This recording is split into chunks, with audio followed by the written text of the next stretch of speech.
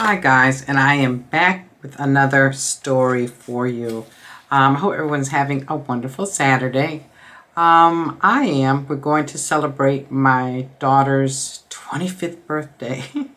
It's funny to me because she says she felt older. 25, really? The youth is wasted on the young. That's what I have to say.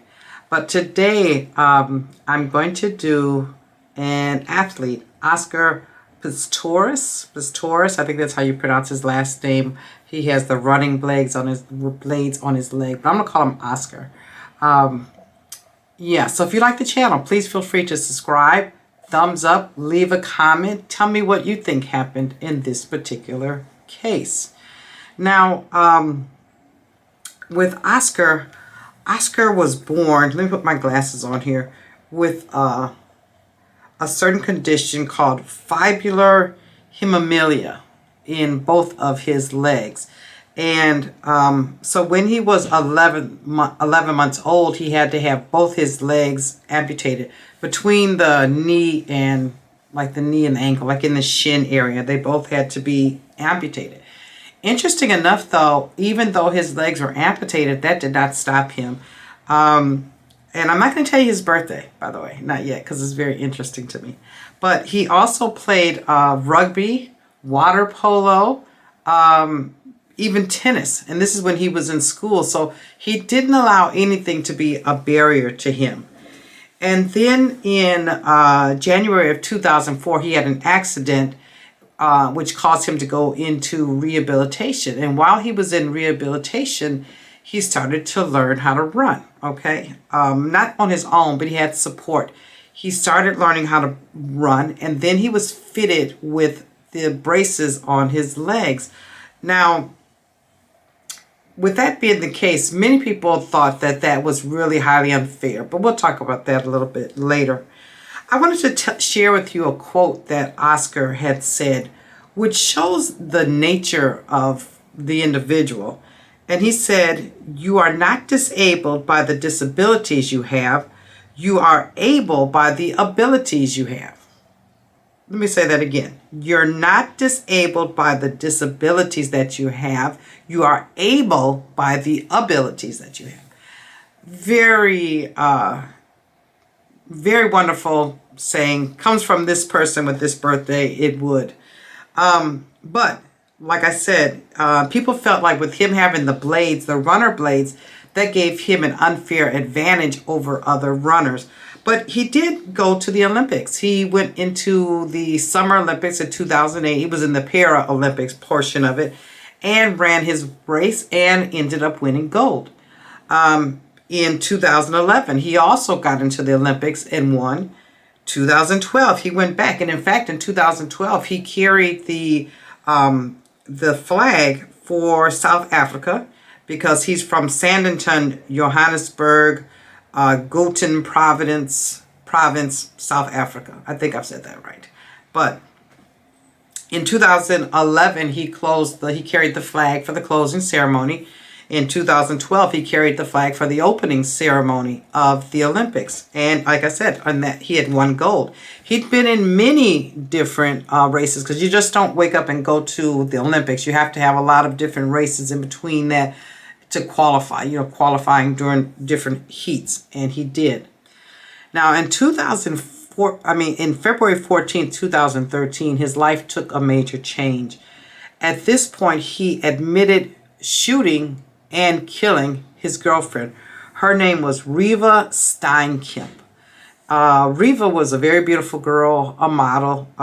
No kind of physical threat to him. But he ended up shooting her 4 times. According to him, he thought that she was an intruder in the house and began to shoot. Except the only thing that's kind of strange to me was that she was in the bathroom. So I'm not sure what intruder would come in and use the bathroom, but that's his story. So March 3rd, 2014, the trial for him began with the testimony from everyone. And then they had to stop the trial because the defense attorneys had a psychiatrist talk to him and said that he had generalized anxiety disorder. So they actually had to stop the trial completely, have him reevaluated with someone by the court, and he did get reevaluated, and they found that he was perfectly capable to stand trial and go through the process. So if he had it that night or that day, I don't know, but they didn't find that to be the case. So in May, they started the trial all over again. And after much trial, much back and forth, they actually found him guilty.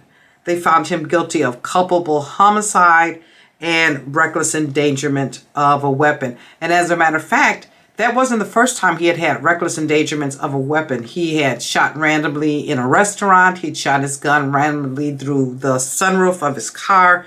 So those charges were actually dropped, but that was the nature of him. He was sentenced with 6 years. And in South Africa, they have a rule that you only spend 1/6 of your time in prison. So on August 21st, 2015, he had served 1/6 of his sentence. So they had released him, and he was going to have to spend the rest of his sentence, because he got 6 years. So the other 5 years were going to be in house arrest and community service. Well, there was a tremendous amount of public pushback for that. And it ended up that because there was so much pushback, they called him back into court again. And they said, no, we can't release him. That is premature for him to be released. Not only because of this murder, the reckless endangerment of the particular night with the weapon, but the other incidences as well were looked at him as a whole. And so he had to come back in for a short time. So they were going to release him in August. He didn't get released in August of 15. He got released in October of 15. But wait a minute. In 2019, he had to go back to jail because after the judges had an opportunity to sit down and really go through the case and talk about the case, that's when they said that it was too soon to have him out. He hadn't even paid much of his, cost to the community or to the society or to Riva's family. So he had to go back into jail. So that was in 2019. They've put in appeals for him to get out, saying that his trial was being politicized and the judges had something against them. But all of those particular appeals have been dropped. He's still making appeals, and they've been released. He even slipped in one of the correctional facilities. Some say he did it on purpose to help him get out, but ultimately it didn't. He was in a hospital portion of one correctional facility so he could heal, and then they moved him into another facility that was better suited for people with disabilities.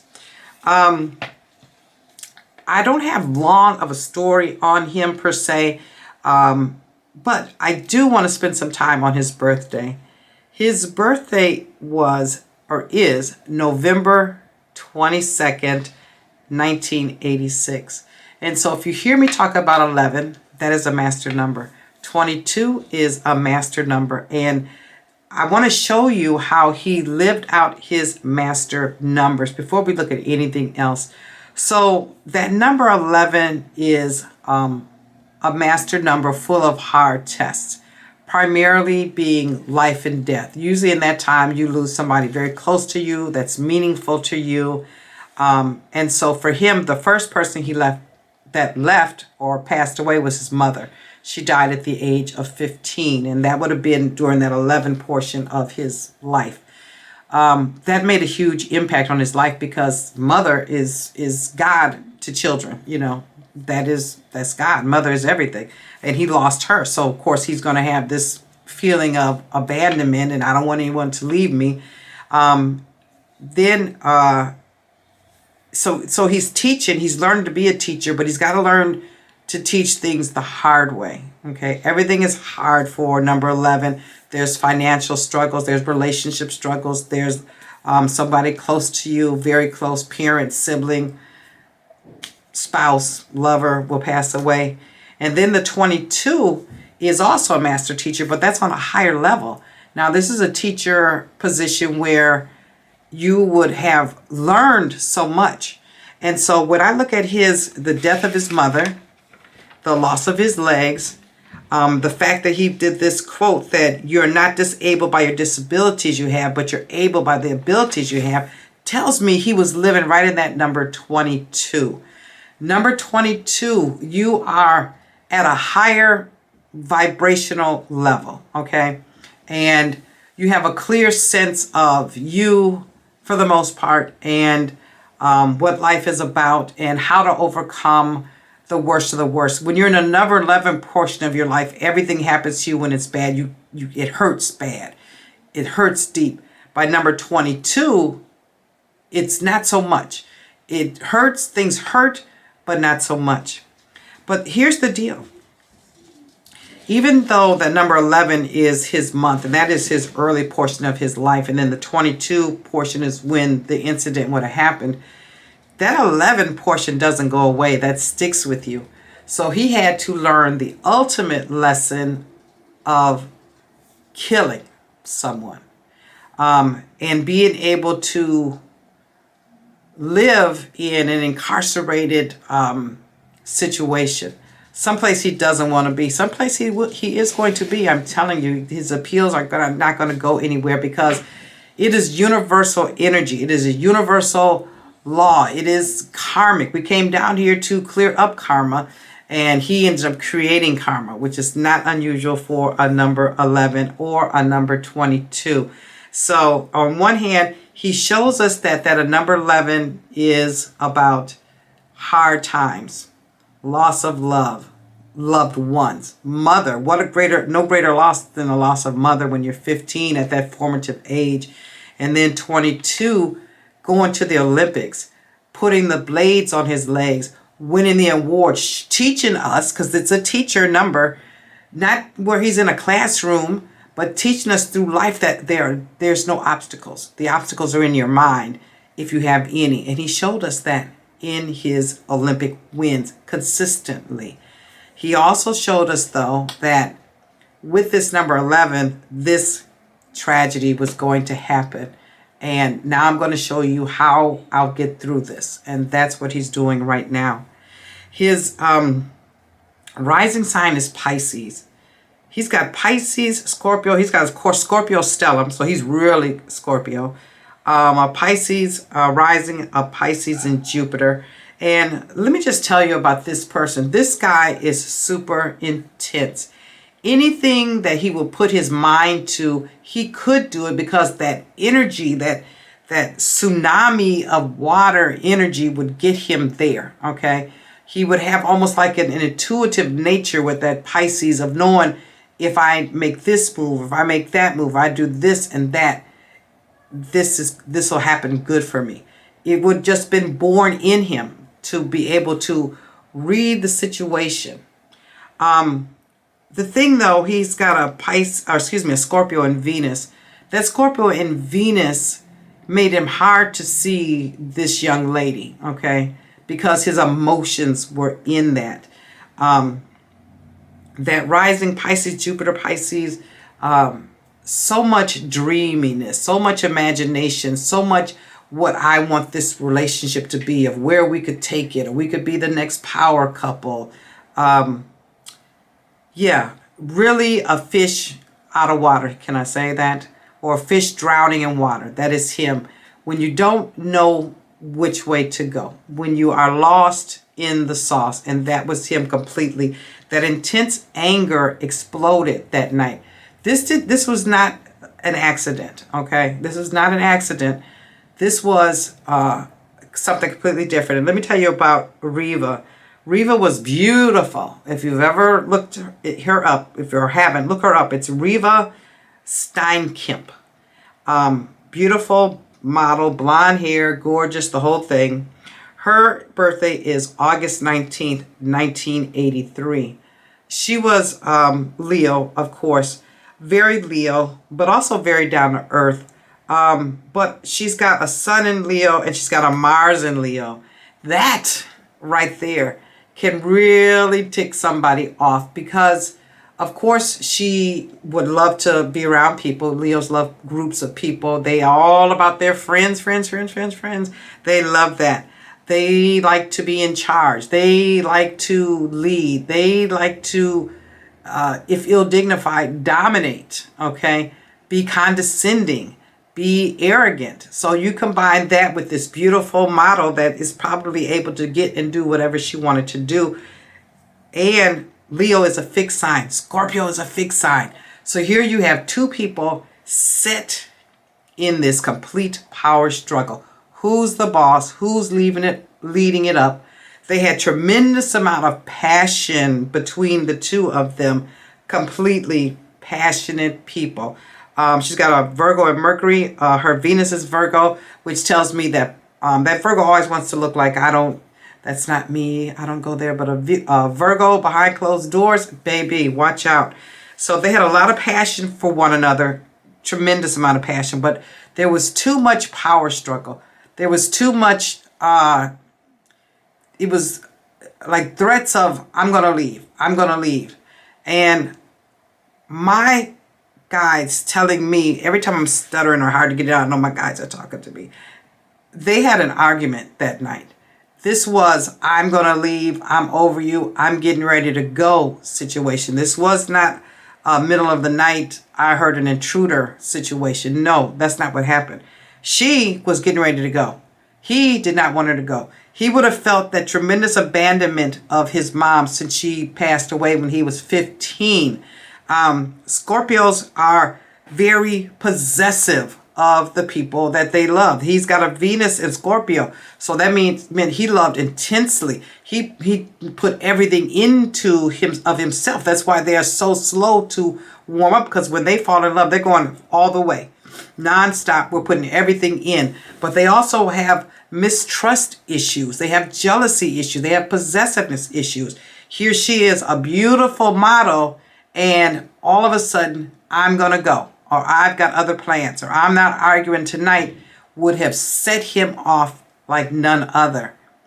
Was this an accident? No, this wasn't an accident. They had a huge argument. That is what happened. She wanted to go. She was being arrogant. She probably was being a little bit nasty, because sometimes Leo, ill-dignified, can be nasty and can say some harsh things. Scorpio as well. They can say some things that can't be taken back. And she's like, I'm done. And then he decided she was done. Guys, that's what I got on Oscar and Riva. Lovers quarrel gone deadly wrong.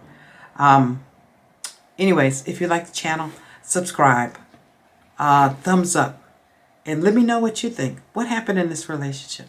You guys have a great day. Bye.